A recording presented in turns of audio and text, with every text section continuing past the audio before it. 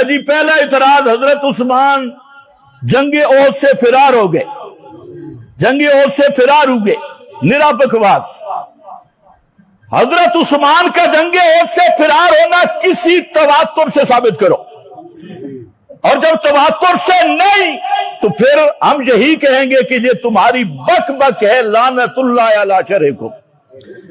یہ کچی کچی روایتوں سے فرار ثابت نہیں ہوتا، اور یہ ایک لمبی بات بن جائے گی، میں نے تھوڑا آگے چلنا ہے۔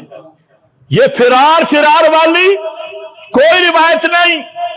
اگر کسی میں جرأت ہو اس روایت کی قطعیت ثابت کرے، اور جب اس روایت کی قطعیت ثابت نہیں تو درایتاً مردود ہے، خبر واحد بھی صحیح نہیں بنتی۔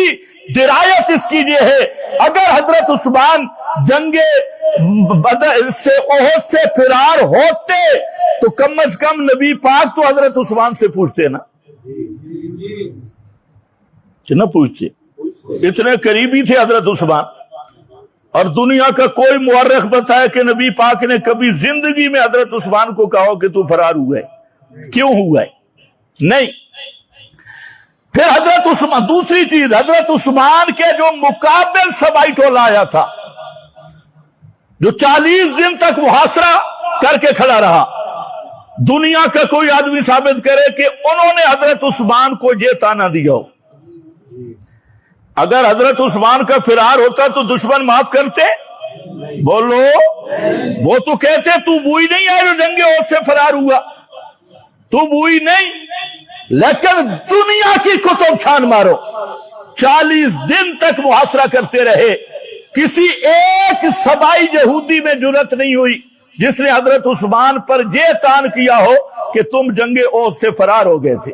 معلوم ہوتا ہے یہ جنگ احد سے فرار ہونے والی یہ کہانی اور یہ چبل پن یہ کسی یہودی نسل راوی کی ایجاد ہے۔ حضرت عثمان اس سے بالکل پاک اور بری ہے۔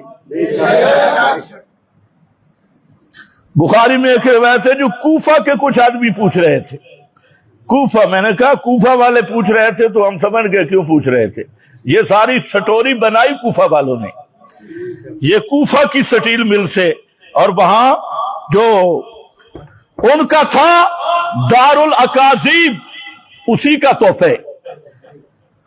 تو حضرت مولانا عبدالشکور لکھنوی رحمت اللہ علیہ نے جہاں یہ واقعہ یہی بات لکھ کے فرمایا، کس دلیل سے ثابت ہے حضرت عثمان فرار ہوئے تھے؟ اور یہ بھی بتا دوں صحابہ بھی فرار نہیں ہوئے تھے۔ ہاں،